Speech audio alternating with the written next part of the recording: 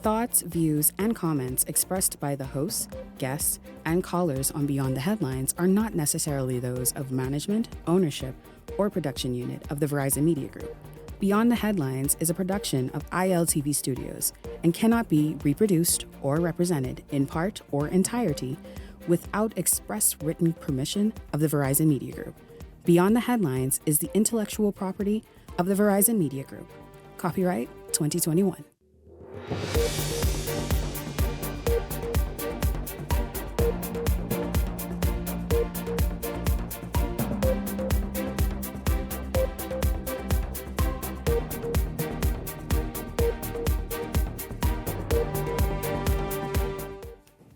Coming up tonight, a 28-year-old woman is behind bars tonight after accusing police of rape. You won't believe what motivated her story that landed 2 officers in hot water and led to an entire court case. Also tonight, do visitors, including second homeowners, given just 30 days in country, is it really a new immigration policy? It's a huge mix-up that have many visitors asking how, given their investments in country. So who is responsible for this major gaffe in the Department of Immigration? And also tonight, CARICOM leaders to meet to decide the way forward on Haiti. Prime Minister Davis will head to Guyana to meet with his colleagues. We'll tell you more about that as well coming up. This is Beyond the Headlines. Good evening. I'm Shanique Miller. It's great to have you along this evening. Well, 2 police officers are breathing a huge sigh of relief tonight after they were exonerated of rape charges yesterday. And the nursing student that brought the charges is now tonight behind bars for 4 months. That's right, given a 4-month sentence after she admitted to the judge that she made the entire story up. Tonight, we're going to get to the bottom of what happened on August 7th of this year and how this all played out in court on Monday. Joining me this evening is Chief Superintendent and Police Press Liaison Officer, Chrislyn Skippings, and also Superintendent Altada Bowles. Ladies, good evening to both of you. Officers, good evening to both of you. Welcome to Beyond the Headlines. Good evening. It's a pleasure to be here. Well, this is quite a major issue. I mean, you don't normally hear of something like this. Certainly those officers are not connected to any of the previous cases we have heard over the last several weeks.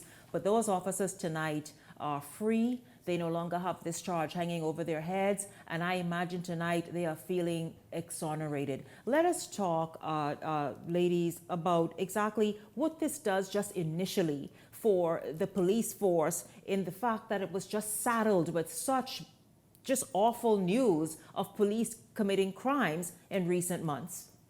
Well, good evening again, Bahamas. Let me just say that whenever a complaint or police officers are accused of an incident, we feel it deeply as an organization. However, let me say that we have 99.9% of our officers are upstanding, law-abiding citizens who work on a daily basis to keep this country safe. They put their lives on the line for the Bahamian people, leaving their families, leaving their wives, leaving their children, and in some cases, even young children at home to come and serve. And so when these accusations are made, we take it very, very seriously. And as Commissioner has in the past few months, whenever there's an allegation, there's an investigation, and where we find that those officers are on the other side of the law, quick and decisive action is taken. Now, Superintendent Bowles, of course, Superintendent Bowles is head of the domestic violence section in the Royal Bahamas Police Force. She also addresses areas of sexual offenses, etc. So I imagine your job was made quite difficult over the last few months in having to kind of sort through issues and charges related to your own colleagues. Yes, good evening, Bahamas. It was very difficult. Just one correction. I am in charge of sexual offenses, Sexual not offenses, domestic violence. yes. It was, when it comes to a point when you have to take your colleagues and have charges put against them, you feel it because these are the individuals that work side by side with you. And you would hope that these individuals wouldn't do something that will bring disrepute to the Royal Bahamas Police Force. However, the commission has taken a zero tolerance approach when it comes to matters such as these. And we were happy, to find out that we were able to exonerate officers after sending some of our officers before the court with charges that are similar to the ones that were laid and were not correct or were fraudulent in this aspect. Well, let's just talk about what took place. Of course, in the lead up to tonight's interview with both of you ladies, I did some investigation of my own, only to discover that this 28-year-old woman was someone who was a nursing student, but had a habit, and that habit, gambling. So apparently around August 7th of this year, she gambled her rent away. Am I right so far? You're absolutely correct. And so what happened exactly? Since from that moment when she went gambling, lost all of her money, so therefore she couldn't meet her rent, and then she decided she's going to take it from there. So what she did, Shanique, she concocted a story. Let me just say that there were never any officers. There was never even an interaction with any police officers. Wait a minute, wait. This woman... There was never. She never had any interactions with any police officers. She concocted a story and she reported to us, and she also gave a statement indicating that when she came out of the gaming house, she was stopped by 2 police officers. She indicated that there was an outstanding warrant for her arrest. She said that they took her in the car and then they took her to a place on Augusta Street where they sexually assaulted her, and she said both persons. She concocted the entire story. Well, wait a minute, Chief Superintendent Skippings and Superintendent Bowles, why do you suppose she thought the police was such an easy target to make, not just the fact that they pulled her over and perhaps gave her a warning or a ticket or something? You are trying to say this woman decided when she lost this money that she in some hot water, so she's going to go and say, you know what? Police officers went, they forced me into the patrol car, took me to an area that is somewhere far off and sexually assaulted. Like, how does woman imagine all this? I would say, in addition to what Ms. Skippins said, in my summation, and this is my personal summation, for the past couple of months, the police force have been in the forefront, the limelight, as it relates to sexual offenses matter. And so I believe she thought we were an easy target. However, due to due diligence and our investigators who investigate neutrally, not trying to say that the police officers may or may not have done this criminal act. We went about it. We took a neutral approach, and we can say thank you for our citizens in this country that provided us with surveillance, who provided us with witness statements, and that's how we were able to exonerate those officers. But I believe because we have been in the limelight for the last couple of months in dealing with these issues. Exactly. Yes. So it's easy for the Bahamian public to believe that we would do something like this since we have already sent some of our officers to court. And I think that's why she targeted our officers. Man, you got to be on some special kind of weed to make that kind of stuff up. Let's talk about do you think because mental health has also been rearing its head in this nation. Just this year alone, we have had in excess of 400 attempted suicides. Perhaps finances also pushing people to figure that there's no hope. This woman, though, gambled her rent away, gambled her money away very carelessly, but then found herself in between a rock and a hard place. Do you think that somehow mentally, was she evaluated? So, as regards to her being evaluated, the courts would have to issue that and have her evaluated.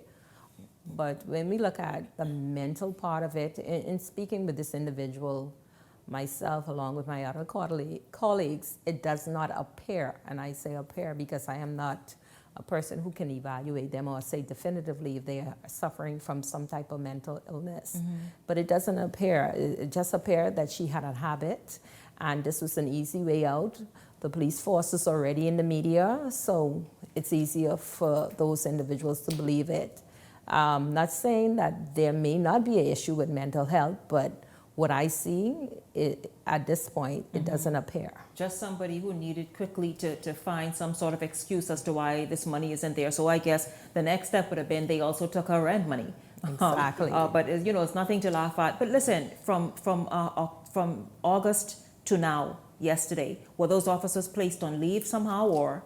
There were never any officers. Oh, gee, There were never any officers. That's what I'm saying to you. My whole lifetime. Listen, There were never I any need to make officers, some money. Shanique, and that's what I I need want. to make some money. Yeah. Because the way the Bahamas moving, there's a whole movie here. Yeah. This There were is never truly, any officers. in fact, it's a reality show. Yes.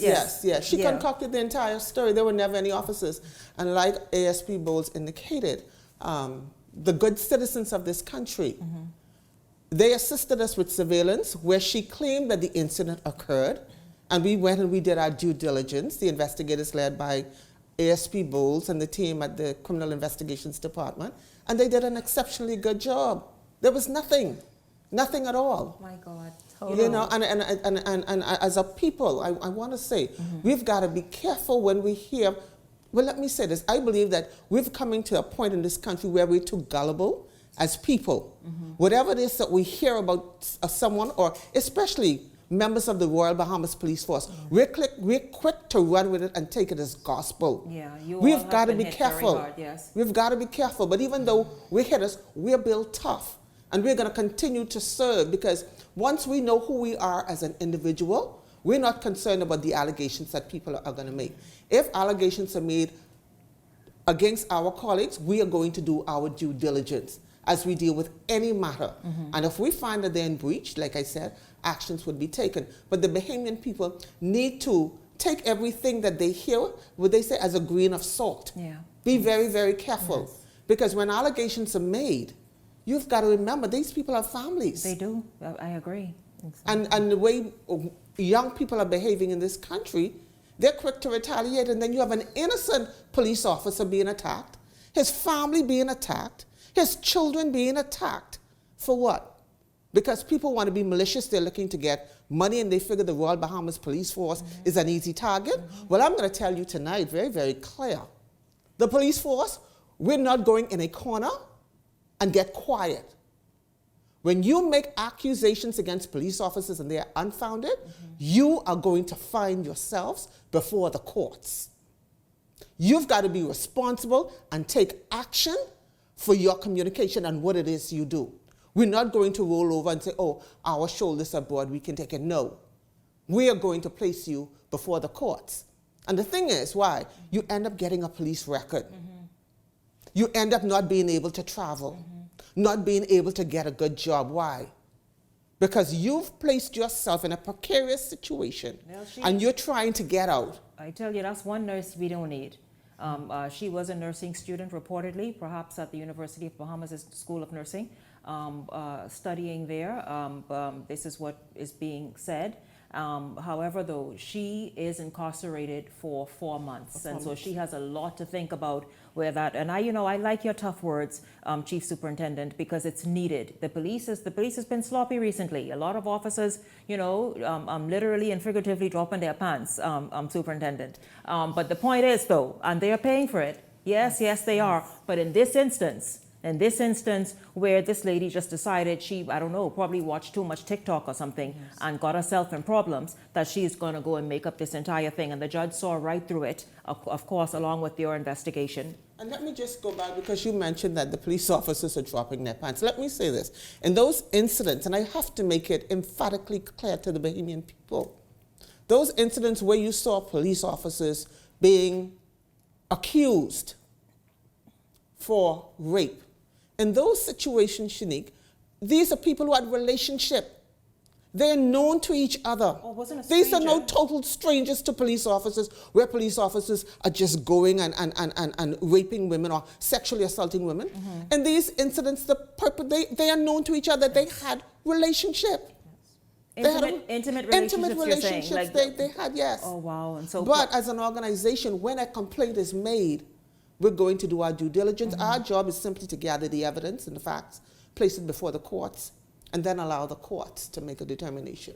And so in those matters that we have before the courts with our officers, the courts will make a determination. But I have to make it clear that these people, they are known to each other, and they were in relationships. Superintendent, you want to jump in? I just want to say, in addition to what Chief Superintendent Skippon is saying, is that when we deal with matters that are fraudulent, false reports, we are wasting resources that the government has to pay for. That's in manpower, that's in our sex kits. And each of those resources, they're very expensive. And when I look at our officers, and obviously this is a part of the investigation that Yes, you would have led on this young lady Yes. when she initially filed the report. Yes, Wow. because this is a part of the protocol. And so when we look at our officers, if we can take our officers to court and say, hey, you're accused of rape, and we can put them before the court and charge them, we need to put these individuals before the court that are lying on our officers. And we're just a free target right now. And so our job, and I don't want to seem biased because I'm a police officer, all of those charges came out of my section in the last couple of months. Mm-hmm. And so when you look, me as a police officer, sometimes I have to look at myself and make sure I do due diligence as far as my officers and the citizens of the Bahamas. Mm-hmm. And so I have to be neutral. At the same time being neutral, I also have to ensure that I have checked all aspects of the investigation, and this has led me to this, mm-hmm. and we would forward our file to the DPP. But when you blatantly, and like Chief Superintendent Skipping said, there was no officers, yes. None whatsoever. Well, that part shocked me because you heard me still saying, so what did the officers, were they on leave? It kind of went over my head, the fact that actually there were no officers to begin with, that this woman even encountered when she left that gaming house. There were not. But she placed it out there that there were 2 officers. And we are so quickly to just target officers who at the same time when you're in need, you call. And I just give us a chance and let us be able to investigate our matters. And we're going to bring justice to the Bahamian public at large, not just police officers or not just civilians, but to the Bahamian public, which is inclusive of everybody in this country. Listen, excellent job on this matter. This is sort of the good news the force needed to know that those allegations were false and proven so. Again, the 28-year-old former nursing student is behind bars tonight after lying on 2 police officers that they sexually assaulted her, all because she lost her money, all the money gambling, which included her rent money, and so she ran scared. Absolutely. Before Chief Superintendent and Superintendent, before you all leave, of course we are right on Thanksgiving, but you know what that means, Christmas, the holidays. I want you to kindly, and I know you will come back and want to really do this thoroughly, but begin sort of prepping the mindset of all of us in terms of safety tips for the holiday. Okay, well, what I can say thus far, based on what we see happening now, I want to encourage persons to be extremely vigilant as you move about the country. Again, exhibit the same safety precautions that you utilize when you travel abroad. There's no reason for you to be on your phone when you reach home. There's no reason for you to be parked up in the front of your home having a conversation on the phone with whomever. That can be done inside of your home. Again, day or night. We still, because when you're on the phone, you're not paying attention as to what's happening around you. You're leaving the various shopping centers. Come off the phone, be on the alert. In order for crime to occur, 3 things must be present. You must have a suitable target. There must be something of value. The opportunity must present itself. What we see happening in our country are mostly crimes of opportunity because we don't put the necessary precautions in place. If you pay attention to your surroundings, I can assure you that you can minimize and even prevent yourself from becoming a victim of crime. Really awesome advice. So many people are guilty of doing just as you said a moment ago with these phones. And so a good advice, you all moving into the holiday season, listen to that, make that a habit now so that you are all the better for it throughout the season, of course, into the new year. Thank you once again, Chief Superintendent Chrislyn Skipping, Superintendent Altaida Bowles of the Sexual Offenses Unit of the Royal Bahamas Police Force. Thank you once again. Once again, the Royal Bahamas Police Force feeling quite good tonight after it was proven that a 28-year-old nursing student lied that she was sexually assaulted by 2 police officers. Never happened, never existed. She never came into contact with 2 police officers. Absolutely made up the entire story. And a judge found that out yesterday and sentenced her to 4 months. Listen, I tell you. So she's spending Christmas in jail for doing fool. Listen, thank you once again, officers. Thank you very much. Don't go anywhere, because when we come back, we're going to get into some more issues for you right here on Beyond the Headlines. We're back right after this.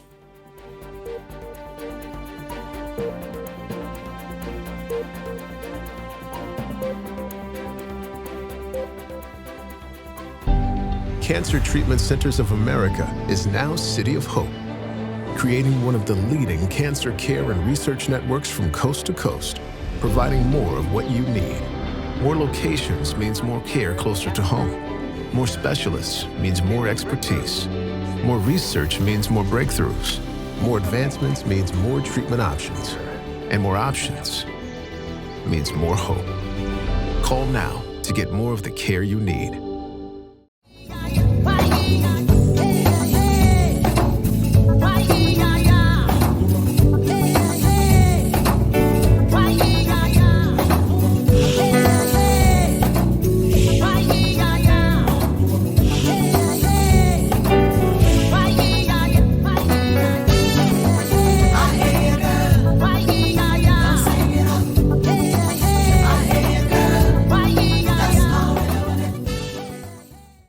And Generac have the standby generator that fits your needs. Conserve power by using 1 or 2 circuits during an outage with a 7.5 kilowatt. Manage your power usage by controlling the circuits you use during a power outage with a 10 to 18 kilowatt standby. But why just power part of your house? Never lose power again and get whole home protection with a 22 kilowatt and up Generac home standby generator. When the power goes out, everything comes on and stays on. Give us a call at 393-7873. Marlin Marine and Generac, giving you power on land and sea. Power your devices wherever you go with Marlin Marine and Generac. On the construction site, on the boat, or anywhere outside, take power with you with Generac portable generators. Our rugged GP series supportables come with manual and electric starts and can run up to 10 hours on 1 tank of gas at 50% load. So bring the blender with you on the next fishing trip. Give us a call at 393-7873 and never lose power again with Generac. Marlin Marine, giving you power on land and sea. Get ready to win Lucky Bucks. Wherever you see this taxi, flag it down.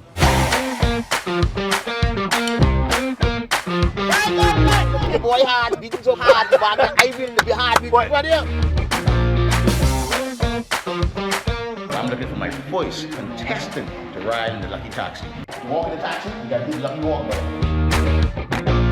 Oh, thanks. Man, thank you, sir. 85 times 2 is how much, brother? You only win $170, brother. I never expected to win as much as I win. Bang along. Very excited when the gentleman picked me to ride inside the taxi. So if I had to choose a game that would stay, it would be Island of Taxi. You could be next on the Island Lucky Taxi.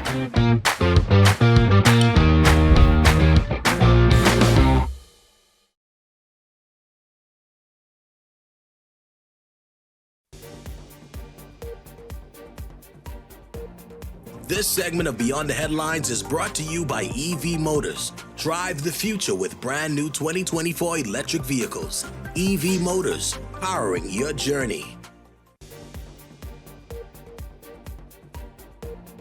This segment of Beyond the Headlines is brought to you by EV Motors. Drive the future with brand new 2024 electric vehicles. EV Motors, powering your journey. Welcome back to Beyond the Headlines. It's good to have you tuned in. Many of you, of course, really taken aback, like us here in the studio, with that story at the top of tonight's show where the 28-year-old went and made false claims. I mean, an entire story that she just decided she's going to make up because she lost all of her money gambling. And of course, that included her rent. And as a result, she went and filed a report, took a rape kit that was performed on her, all of it, even a court case that 2 police officers raped her. Yesterday, a judge ruled that she made up the entire story and she is now serving 4 months in prison Welcome to Beyond the Headlines, our contributors who are going to just kind of jump right in right there initially, and then we will move forward. Gentlemen, it's good to have you both here. Michael Turnquest, Ellington Ferguson, good evening to both of you. Good evening, Shanique. Good evening, Bahamas. It's good to be here. Good evening, Bahamas. Pleasure to be back. Good evening, Shanique. Good evening. Gentlemen, I mean, we were all stunned, quite frankly, to hear the police just describe what took place on August 7th after this nursing student found herself in hot waters because she lost her money, and then resulting in the story she made up to the point that right to yesterday when she was found guilty of lying and sentenced to 4 months. Your thoughts about just all of this and how it's also impacting the country's reputation as somewhere that may not be quite safe for women, because of course it's showing that sexual assaults are up, but here you have people in this instance making false claims, and even in another incident that we weren't able to get to in the first segment. You know, Shanique, this is nothing new. I mean, I'm happy to hear that, you know, the officers were exonerated, you know, the full investigation was done, and, you know, I think it removes, you know, somewhat of a stain on the police force that, you know, they're allowed, you know, or, you know, people thought, oh, they could just do whatever they want. But, you know, this is nothing new, you know, to the world, you know, as it relates to men. You know, it's unfortunate, but you have a lot of males who are sitting in prison today, whether it be here in the Bahamas, have been falsely accused. And I'm not saying that, you know, all are innocent, but, you know, this is something that happens a lot. You know, you really hear where a male could go accuse a female of rape. You know, this is something that men could be laying down in their bed one night, and all of a sudden they wake up in the morning, police are knocking at their door, and they have no idea what's going on. And it's like, hey, you've been accused, or somebody's accusing you of rape, and you have to go through the motions of that. And, you know, you drag through the courts, and then sometimes you have some men actually are falsely accused, and they're sitting up in Foxhill scratching their head like, what went wrong? And, you know, it's I don't know if it's something psychological that people go through. Or, you know, you look at, I'm not just saying females, but of course, you know, mental illness is something serious. You hear the young lady, she's a chronic gambler. It's clearly, you know, she needed a quick fix, whether she thought, you know, she would have gotten either paid out or something of that sort. But, you know, this is, you know, young men have to be very careful, you know, walking the streets in this society today, because people are just looking for easy ways out, whether it be, you know, to either get some funds, hoping that someone might pay them off. And, you know, most people, when you know that you're innocent, you're like, what the hell? Why am I going to give you X, Y, and Z when I know I'm innocent? You know, it's a very serious thing that young men have to go through. And you see the collegiate athletes, you know, all around the world go through this same foolishness you see at least a few cases every year, and some, imagine those that we don't even hear about. Shanique, this incident is so unfortunate on many fronts. And I think you alluded to one of them a minute ago, is that number one is sending the rape stats in the country up. All of these false reported situations. Number two, it hurt the cause of women who are legitimately dealing with rape, who have cases. It hurt the cause and so that a lot of women are going to feel kind of intimidated to come forth when these things really and truly happens to them. So this really hurt their cause. I think also, Shanique, we need to look. She got 4 months. I kind of see that as a joke. These men were facing 7, 8, 9 years minimum. I think whatever the rape... So you're saying to go and create such a story to ruin lives, especially if imagine if she had identified some officers, they would not have been able to shake that off. So you were trying to say, why not her sentence mirror what theirs would have likely been? Exactly. Whatever they would have gotten, I think it should be transferred to her. This is what they was going to get. Totally agree. You try to put this on them falsely. This is you got it. I don't think the sentence should have changed for a rape case where they have to shift from the left to the right. It should not have changed. Okay, 4 months, I think, is a slap in the face for what men have to go through, like Turnquest alluded to. So many men, innocent men, end up in prison. What if there was an officer who really and truly had a relationship with her? Like you heard Skippins That happened on Friday, another alluded one, to. yeah. Okay, But, you know, it's another case what if of the this police. was a case where they had some relationship and she just had this issue? It would have been even more convenient for her because now she could have proved that they actually had intercourse, and the officer might have definitely never been able to win this case. Secondly, I think persons like that, and gambling is an issue. Why gambling is everybody's right. You have a right to gamble if you so desire. If it proves that a person would go to this level to destroy themselves and others, I think a red flag should be placed to their name at all gambling houses. This particular woman should never be allowed to gamble again. Mm-hmm. I think any other persons who, and it may not don't have to be a case like this, but they end up in some serious situation from gambling, a red flag should be placed in all gambling houses that bar them from gambling in the country. You know, but this is nothing new in terms of, you know, females. You know, females, I think, are one of the most chronic gamblers, and that being, you know, the whole, they call it the spinning thing. You go online in the online casinos. You know, and this is nothing new in terms of persons spending their rent, things of that sort, you know. And this is why, you know, I think a lot of the gambling homes, you know, our houses, they say, you know, gamble responsibly. It's a whole list of rules, you know, things. And I think there's some legislation in the gaming, but the gaming board has, whereas though if you're known as a chronic gambler, there are some bans that basically ban you out of these temporarily. You know, gaming. I don't know what the, you know, length of time, but you need to go seek some type of counseling. Right. And, you know, they send you through the motions, and, you know, I don't know what the outcome in terms of how do they treat it, but, you know, I think it's a lot of the rules are set out in terms of gambling responsibility, that, you know, responsibly, and things of that sort. So I mean, you know, it's unfortunate, but, you know, gentlemen, be very careful. Well, listen, guys, let's move forward because immigration is really trying to remove the egg off their face. And this is because if there's a very, very popular Facebook page called Eleuthera Forum, where, as you all know, Eleuthera is the place to be, from second homeowners, very, very wealthy visitors, those who have invested on the island, and they use that as sort of the central hub for information. Well, since last week, there's been back and forth. I mean, hundreds of experiences and comments under posts talking about them being, when they enter country, now these are people with homes and all this stuff, some visitors but homes, and being told that, listen, you know, they can only stay in the country 30 days.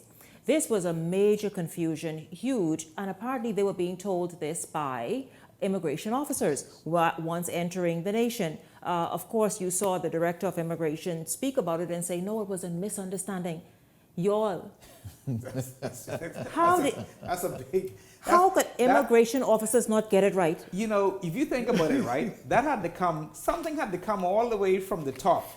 You know how far that information has to travel to get down to your frontline officers who sit at the actual desk that checks on, whether it be Bahamians, tourists, things of that sort.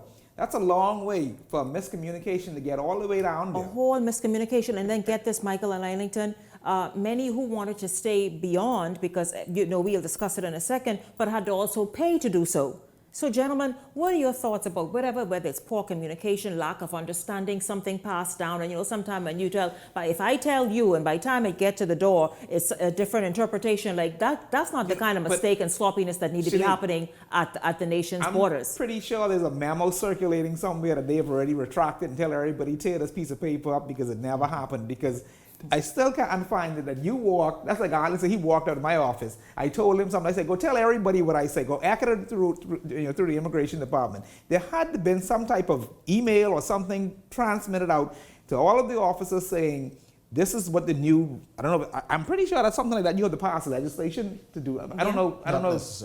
Not necessarily. So it had to be some formal communication, not just verbal communication. Something was handed out that wasn't quite understood. But do you know how that would affect all of the economies throughout the islands and even Nassau, telling second homeowners you can only be here for 30 days when we can travel to the U.S. and spend up to 6 months? Half a year. So, I think it speaks to the leadership in immigration, obviously. whatever it is that they were trying to do, they didn't do a good job at disseminating the information.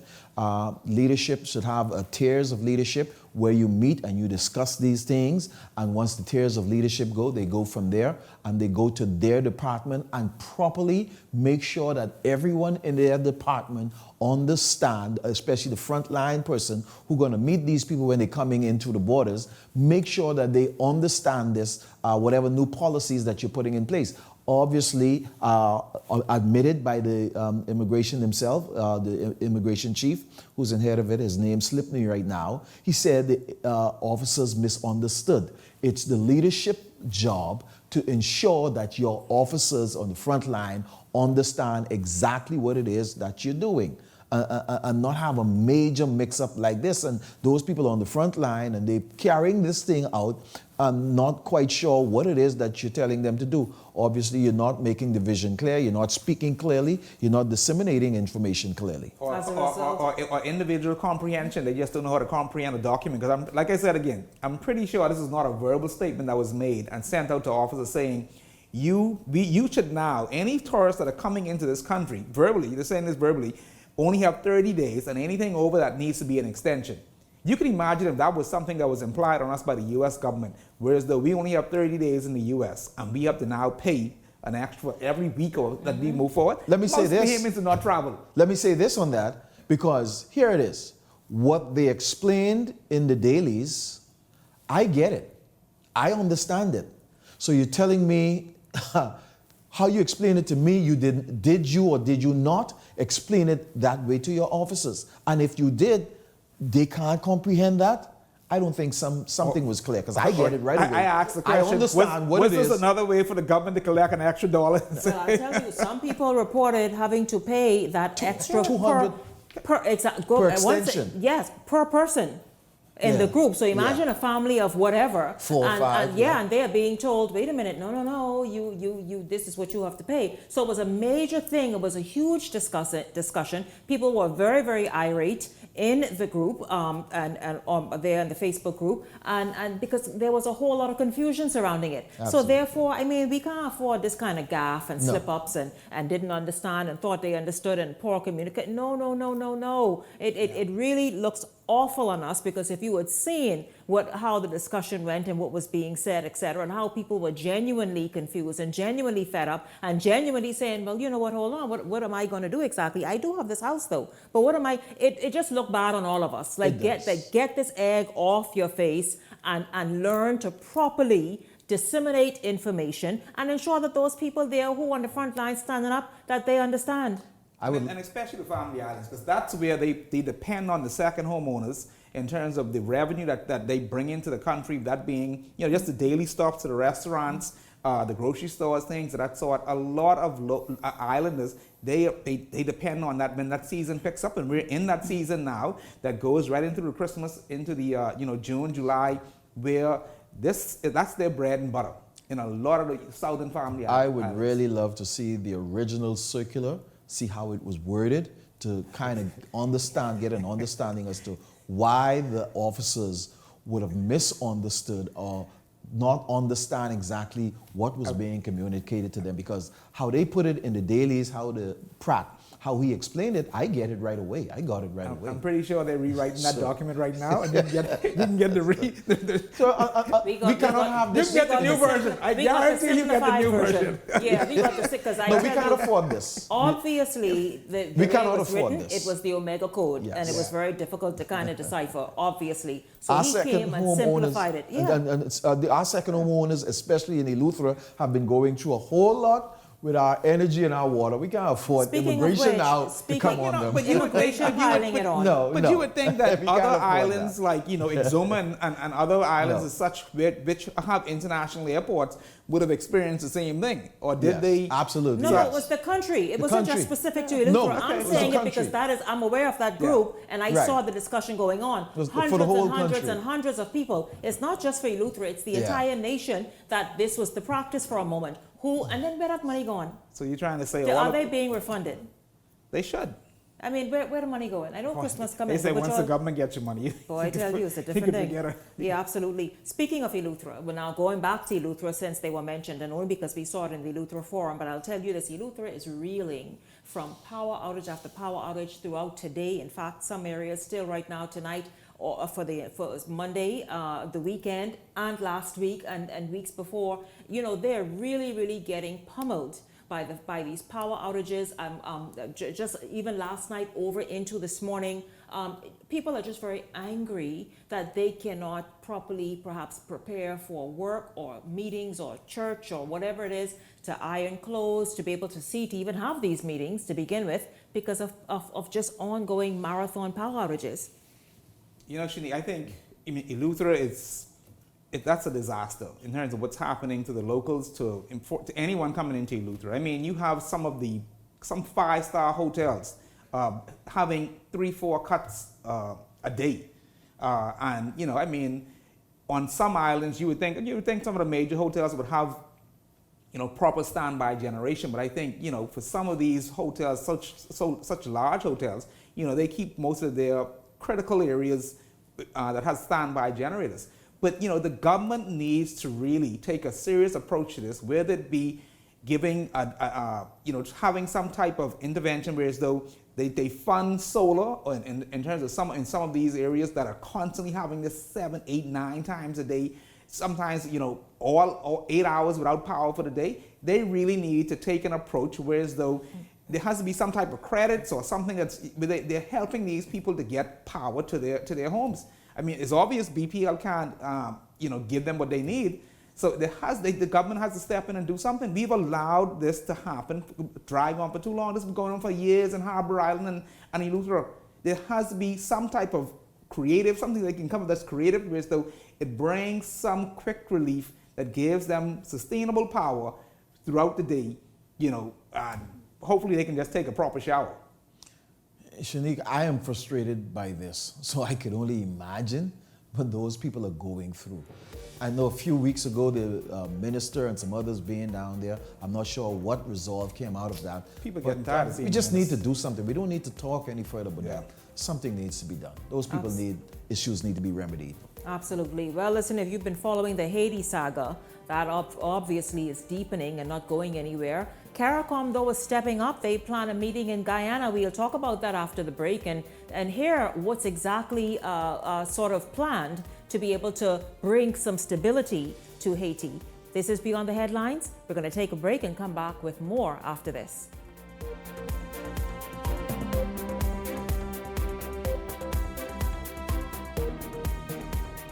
Hey, Michelle. What up, y'all? It's your girl, K. Michelle. December the 28th, I'm going to be in the Bahamas. I'm coming to sing some songs. Yes, Bahamas, K. Michelle. We gonna light some candles tonight. Very special. Life Jennings. Yo, what's up? Nassau, Bahamas. Life Jennings is performing December 28th. And Jay Holiday. Yo, what's good, man? It's me, your boy Jay Holiday. I'm going to be performing live on Saturday, December 28th. At the Nassau Cruise Port. Early bird tickets are now available online. Powered by 103.5 The Beat. Nightlife Entertainment. Alpha Sound Promotions. Free Bands Entertainment. 242 Party and Playhouse. See y'all, Bahamas, December 28th. What you doing? What you doing? Where you at? Where you at? We got a code. That you can crack. With Island Love. You can win. $1 million. 7 digits. 0 to 9. You could redeem your promo points online. You should be guessing and not stressing. Could be $1 million in your possession. No need to question what's happening. We just made up some games to try to get you some money that'll make it alright. So if you wanna change your life, crack the code and stop joking. Crack the code and stop joking. Crack the code and stop joking, y'all. Crack the code and stop joking.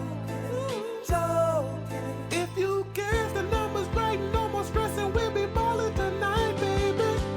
We can make your dreams come true.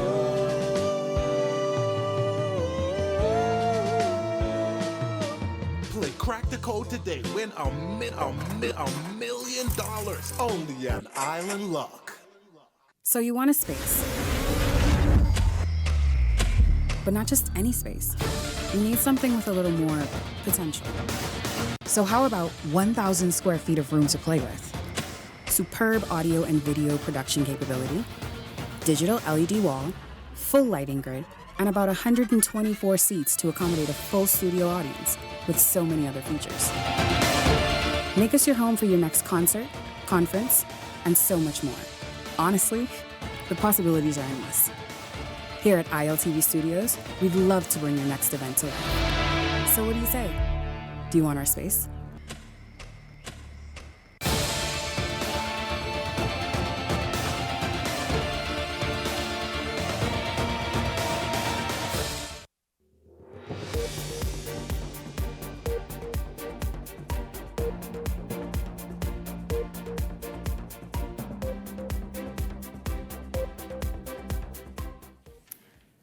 Leaders from the Caribbean, including Prime Minister Philip Davis, are set to meet in Guyana to discuss the social instability that continues to ravage Haiti. They're hoping to come up with effective solutions. Otherwise, they fear that they could be grappling with an exodus of Haitians fleeing the country as it plunges further into chaos. Jose Etienne has the story. With civil and political unrest in Haiti being the order of the day, Prime Minister Philip Davis says he is concerned about what could be unprecedented numbers of irregular migration to the country. If and when this issue in Haiti continues to deteriorate the way it is, we cannot deal with millions of persons trying to escape Haiti. We don't want another 1704 issue. Davis spoke to reporters moments before heading to Guyana, where he and other regional country leaders are expected to sit around the table to address Haiti's woes and hopefully stop the bleeding. This as it was revealed that more than 20,000 people have been displaced across Haiti's capital, Port-au-Prince, in just 4 days as a result of the escalating violence, and there are concerns that they could flee the country. When we are dealing with 200 or 300 persons coming in, we could deal with that or stop that. Now, despite the surge in violence, there has not been much irregular migration in recent times. There have been very little landing over the last year because of our shoring up our borders and our partnership with other countries like Cuba, United States, Turks and Caicos. While some residents are unable to flee Haiti and are simply displaced, reports suggest that many others are being killed at the hands of merciless armed gangs trampling over the country's capital and elsewhere. The United Nations revealed days ago that members of the gang used automatic rifles to kill at least 70 people, including 10 women and 3 infants in October. The constant bloodshed placing under scrutiny the effectiveness of the Kenya-led multinational force designed to help Haitian police dismantle gangs. It is not failing. The challenge is being able to resource them properly. Davis weighing in on the multinational force as the United States has ramped up its campaign to transform the force in Haiti into a United Nations peacekeeping force, spurred by the ongoing carnage and gang violence that also threatened air traffic to Haiti.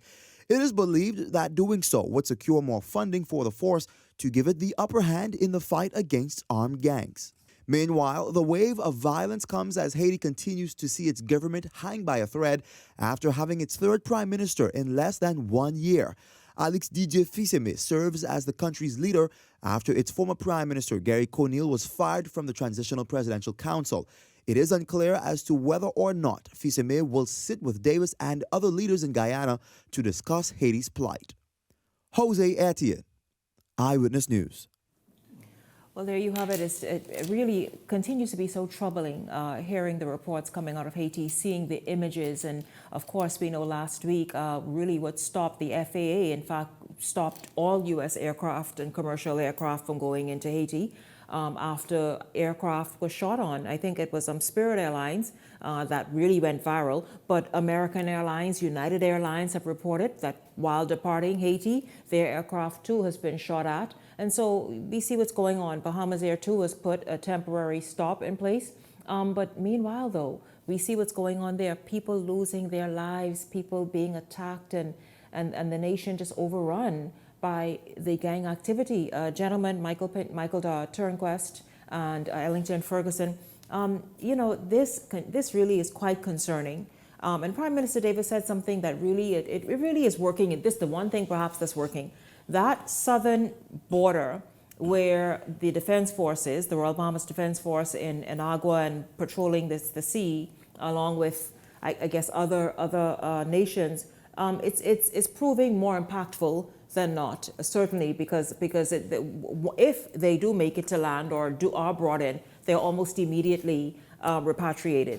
But again, what's happening there, the loss of life, the loss of just livelihood, schools not being able to open, just a lot happening.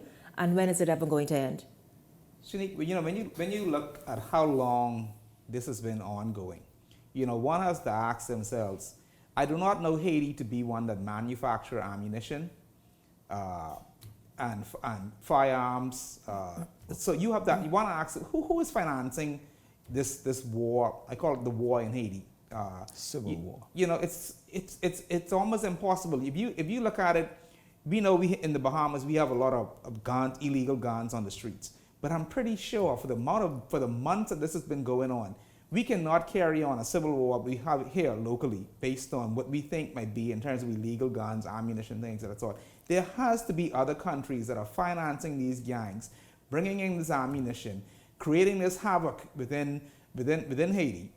And when you look at it, yes, we want to help our neighbors in terms of bring back some type of order into the country. But then you have to really look deep into this thing and say, what is it that we can possibly do? We spoke earlier about, we sent 8, somebody sent another 8. These guys have a whole military force behind them. They seem as though they have the guns and ammunition that can last them for another year if they want to carry this out. What we barely get in our own country, get the amount of ammunition and guns that they have amongst the gangs. I think they have more ammunition than what the police has. You really have to ask yourself, what are we getting ourselves into? Especially thinking about sending officers down there. Oh, they're there for 6 months, and that's been stated emphatically just this week. We must full up. They will be there for 6 months. Yes, Ellington? Yes, that's what the Minister of National Security reiterated this week. He enforced that. The thing is, and I applaud what the Prime Minister is attempting to do along with CARICOM and those other nations. They need to get a little more serious about dealing with this. They need to call out the UN and those other big nations that has interests in Haiti. Haiti's issues right now with Kenyan has how many officers there? Rounded off to 400 and some. And 400. we send 8, and I'm not sure how many the other Caribbean Roughly nations the same. send. You gotta be kidding. You gotta be kidding. These are gangs that you gotta understand the situation in Haiti. Is it Haiti, the big nations? And there's not just one gang. People normally talk about barbecue. That's one of the more notable gangs. But there are several factions of gangs in Haiti. Each leaders or outside leaders have furnished these gangs, have furnished them with ammunition to come against particular leaders that were going in an opposite direction than these outside forces wanted them to go into. And that's what created this situation in Haiti. Like Michael alluded to, these guys are having daily killings in Haiti, and how is the ammunition getting in? Even if they have daily wars. Daily wars. But yet still they have all of this cache of ammunition continuously.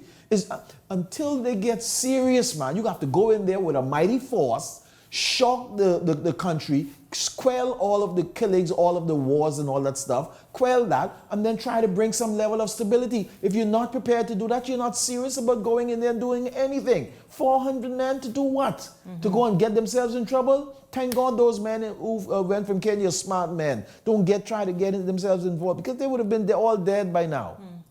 You have to actually say, this is about natural resources. Are people trying to get, other countries trying to get their hands on something that Haiti might have and we just don't know about? Not trying to get their hands, Michael, has their hands on something, yes, and just want it controlled sufficiently that their work can continue going on. That's all. They want it in the turmoil that it's in. Because any leader that stands up, that comes up in Haiti and gonna start to rule Haiti in the best interest of Haitian, they will be out of there shortly.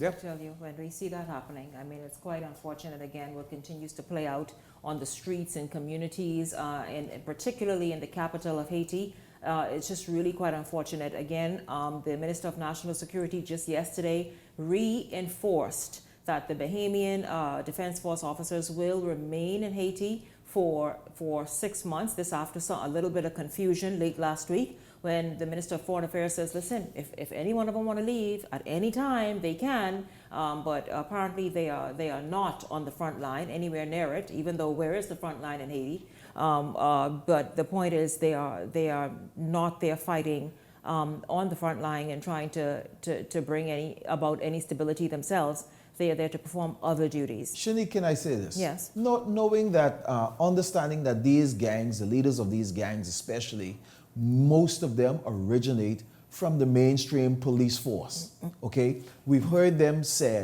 issue a statement that any peace or anything that's going to happen in Haiti, they want to be a part. Why don't the CARICOM and the rest of these people try to engage these people? Because you can need them. They are Haitians. And there's not 1, 2, 3, or 4. It's thousands of them. Try to engage these people and find out what the deal is. How could we make this situation here better? They're the people that's going to have to live there afterwards. Have a conversation with them. Pull these factions together and try to move this thing forward. I think what will be more even interesting for Haiti, you know, when you have January, when you have the change of command in terms of the U.S. government, you know, I think that's also going to be another, you know, fraction that they're going to have, because Donald Trump doesn't seem to care too much about Haiti, you know, based on a lot of comments that have been said during the election.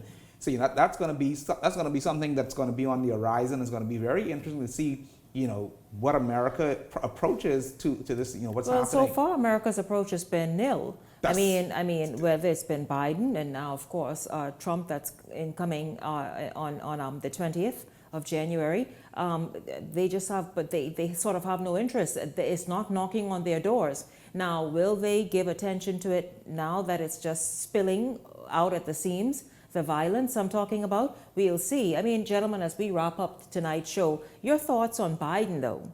I mean, just tempting fate. 2 minutes before he is to demit office, he empowers Ukraine to almost sort of stir the pot.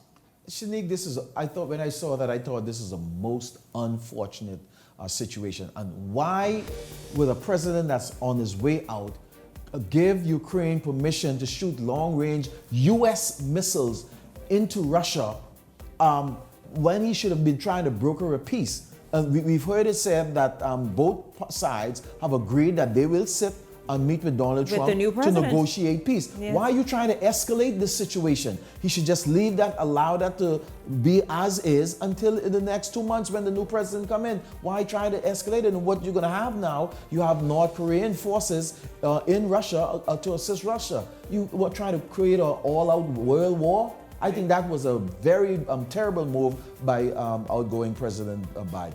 You know, I think it's a political move. Maybe, I don't know if it's just Biden or the Democrats trying to create turmoil or havoc, whereas though, you know, for Trump, when he goes in, you know, he's going in with a little bit of difficulty in terms of fighting a crisis.